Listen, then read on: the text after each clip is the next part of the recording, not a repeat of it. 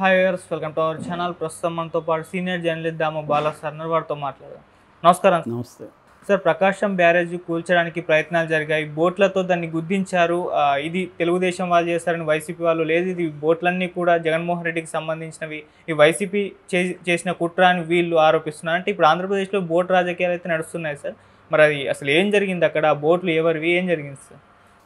అక్కడ కాదేది కవిత కనర్హం అన్నట్టుగా కాదేది రాజకీయాలకు అనర్హం. ఆంధ్రప్రదేశ్లో అది వరదైనా ప్రకృతి వైపరీత్యాలైనా ఏదైనా రాజకీయాలు చేసేస్తారు. రెండు వర్గాలు అలాగే ఉన్నారు. అందులో బలమైన వర్గం అయితే తెలుగుదేశం. మీడియా పరంగా కానీ ఇవాళ అధికారంలో ఉంది కాబట్టి వాళ్ళు బలమైన వర్గం, నో డౌట్.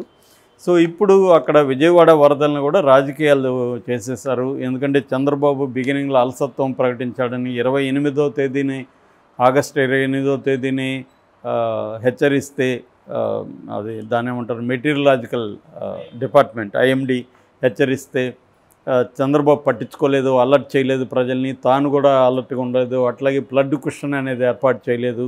ఇవన్నీ జగన్ విమర్శలు చేశాడు.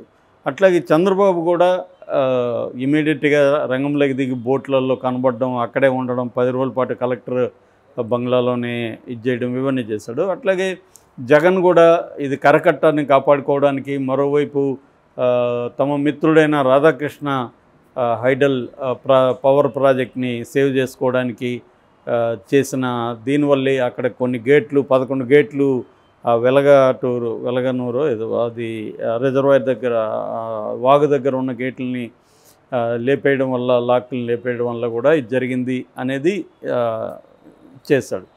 దాంతో వీళ్ళు ఏం చేశారు, ఈ లోపల ఒక 3 బోట్లు వచ్చి ప్రకాశం బ్యారేజ్ దగ్గర ఉన్న గేట్ల దగ్గర కౌంటర్ వెయిట్స్ అంటారు. అంటే గేట్లని బ్యాలెన్స్ చేయడానికి కౌంటర్ వెయిట్స్ ఉంటాయి. ఆ కౌంటర్ వెయిట్స్ని ఢీకొన్నాయి. అవి కొన్ని డ్యామేజ్ అయినాయి. ఇప్పుడు కౌంటర్ వెయిట్స్ని రీప్లేస్ చేస్తున్నారు. అవి కానీ కౌంటర్ వెయిట్స్ని కొనకుండా కాలమ్స్ని కానీ ఢీకొని ఉంటే చాలా పెద్ద ప్రమాదం జరిగేది. ఎందుకంటే 11,20,000 క్యూసెక్ల వాటర్ వచ్చినప్పుడు అది కానీ డ్యామేజ్ జరుగుంటే పెద్ద ఎత్తున 50,000 నుంచి 1,00,000 మంది ప్రాణాలకు ఇదైంది. జగన్ కుట్రబన్నాడని చంద్రబాబే స్వయంగా నిన్న ఆరోపించాడు. 1,00,000 మందిని చంపేసే కుట్ర ఈ సైకో జగన్ పన్నాడని మళ్ళీ మొదలుపెట్టాడు చంద్రబాబు. సో ఇప్పుడు ఈరోజు జగన్ కూడా తాడేపల్లికి వచ్చాడు. ఈరోజు జగన్ కూడా నందిగం సురేష్ వాళ్ళని పరామర్శించిన తర్వాత అతను కూడా మీడియా సమావేశం ఏర్పాటు చేసి అతను కౌంటర్ అలిగేషన్స్ ఇస్తున్నారు. సో మొదట్లో ఏంటంటే ఈ బోట్ ఓనర్స్ ఎవరు, బోటుకేమో రంగులేమో వైసీపీ ఉన్నాయి. సో వైసీపీ ఉన్నాయి కాబట్టి వైసీపీ వాళ్ళదే అని వీళ్ళు ప్రకటించారు. ఎవడైనా వైసీపీ రంగులు వేసుకొని వైసీపీ వాళ్ళు పంపిస్తారా? కామన్ సెన్స్ ఉందా? కాబట్టి కావాలని తెలుగుదేశం వాళ్ళు వైసీపీ రంగులు వేసి పంపించారని వీళ్ళు ఆరోపిస్తున్నారు. ఆ ఓనర్లు ఎవరని చూసుకున్నప్పుడు ఇద్దరు ఆ ఓనర్లు ఉన్నారు. ఒకరు కోమటి రామ్మోహన్, 2 ఉషాద్రి. ఇద్దరేమో వైసీపీ మనుషులు. ముఖ్యంగా తను నందిగం సురేష్, తలసిల రఘురామ్ మనుషులు అనేది తెలుగుదేశం వాళ్ళు ప్రచారం చేశారు.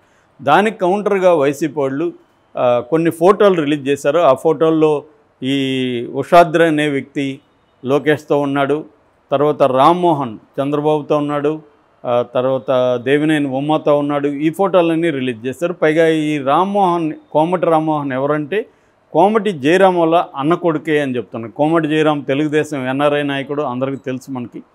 సో వాళ్ళ అన్న కొడుకే ఇతను. వీళ్ళదే ఈ బోట్లు. ఇంకొక అతను కూడా ఉన్నాడు, ఆ పేరు బయట పెట్టట్లేదు. అతను కూడా తెలుగుదేశమే, చిన్నానో ఏదో పేరుంది. సో ఇలాగా వీళ్ళ ముగ్గురిది బోట్లు. వీళ్ళ ముగ్గురి బోట్లే కాకుండా ఈ విజువల్స్ కూడా ఒక వీడియో కూడా రిలీజ్ చేశారు. అదేంటంటే జూన్లో ఎన్నికల రిజల్ట్స్ రాగానే బోటు ర్యాలీ జరిగింది. అక్కడ అమరావతి ఇసుక పడవల యాజమాన్య సంఘం ఉంది. ఆ సంఘం ఆధ్వర్యంలో బోట్ ర్యాలీ ఆ నదిలో చంద్రబాబు కరకట్ట నివాసం దగ్గర నుంచి స్టార్ట్ అయ్యి ప్రకాశం బ్యారేజ్ వరకు ఒక బోట్ ర్యాలీ చేశారు.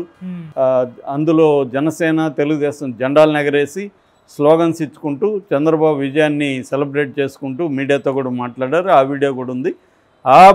ఆ ర్యాలీలో కూడా ఈ బోట్లు ఉన్నాయి. సో అవి తెలుగుదేశం బోట్లు అనేది వీళ్ళు ఎస్టాబ్లిష్ చేస్తున్నారు. సో ఇప్పుడు ఈ రామ్మోహన్ని, ఉషాద్రిని అరెస్ట్ చేశారు. ఇంకా మిగతా వాళ్ళని కూడా అరెస్ట్ చేయబోతున్నారని చెప్తున్నారు. చంద్రబాబు మాత్రం ఇది నేను ఎవరిని వదిలిపెట్టను, బోట్లు వదిలినట్టుగా నేను వీళ్ళని వదిలిపెట్టను అని నిన్న భీష్మ ప్రతిజ్ఞ కూడా చేశాడు. నిజంగా ఇది జగన్ మనుషుల, చంద్రబాబు మనుషులు అనేది సెకండరీ. ఫస్ట్ అసలు ఈ బోట్లన్నీ వాళ్ళు కావాలనే వదిలారా, ఎందుకు వదిలారు, వాళ్ళ ఉద్దేశం ఏంటి, దీని మీద విచారణ జరగాలి. ఇక్కడ ఫెయిర్ అండ్ ఫ్రీ విచారణ జరుగుతుందని కూడా డౌట్. ఎందుకంటే తెలుగుదేశం వాళ్ళ గోల్ ఏంటి, జగన్ని విలన్ చేయాలి వరదలకు సంబంధించి. జగన్ గోల్ ఏంటి, చంద్రబాబును విలన్ చేయాలి. చంద్రబాబు వల్లే వరదలు వచ్చింది, చంద్రబాబు వల్లే వరద బాధితులకు సహాయం అందలేదు, చంద్రబాబు స్వయంగా చెప్పాడు 20% కూడా సహాయం అందలేదని.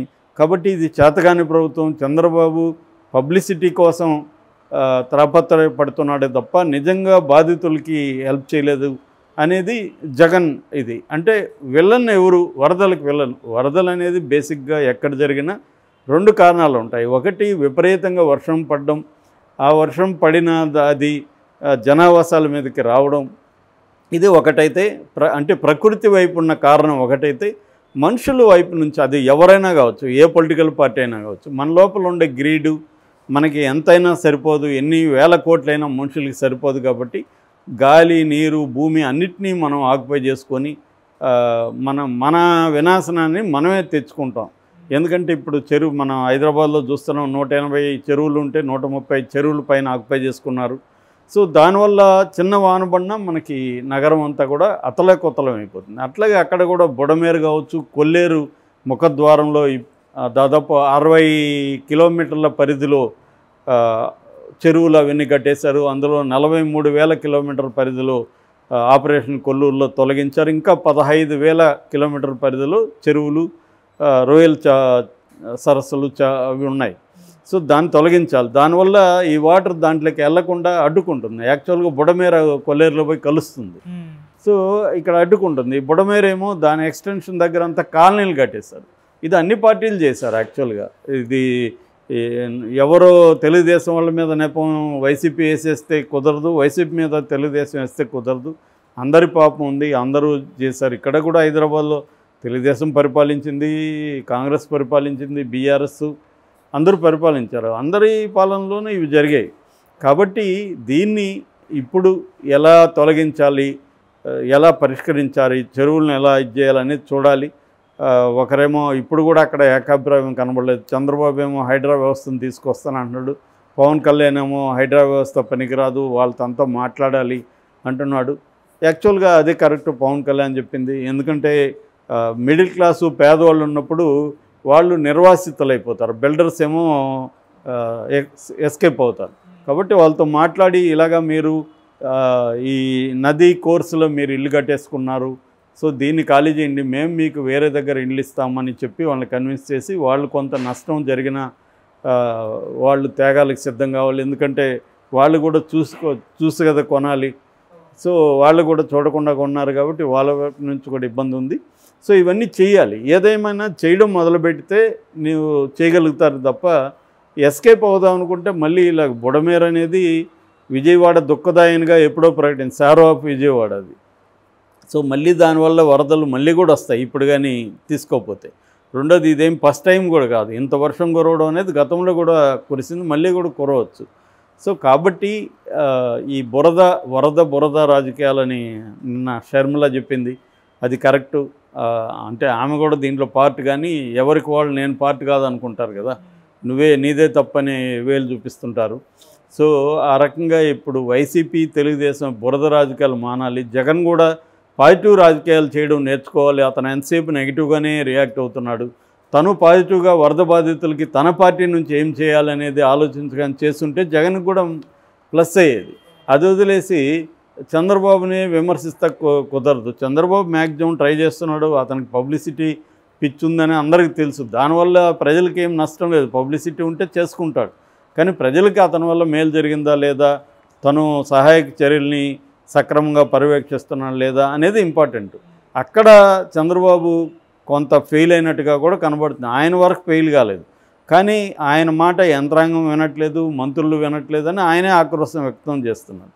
సో అది దాన్ని కరెక్ట్ చేసుకోవాల్సిన అవసరం ఉంది.